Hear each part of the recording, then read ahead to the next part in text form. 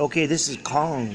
Beautiful gaze. There's this monkey that took the beast, Jim, at the Canterbury Library, Jim Schultz, right? And here, his point of view, you can see him climbing up the mighty towers of Christianity, and we see law, and we see the red carpet that Kong is on. And it's very much like this tack, the tack from the burrito, right? And then it keeps going up. We see like a double mole, right? The man, ox, lion, eagle, and the tack continues to like a steak, a combo, fajita. And there we learn the notion of the abominable snowman. So Kong's trying to get a crown as he ascends these towers of books. And that crown very much looks like it's made of chicken, shrimp, steak, and the torta dinner for only $9.99 at Patron's.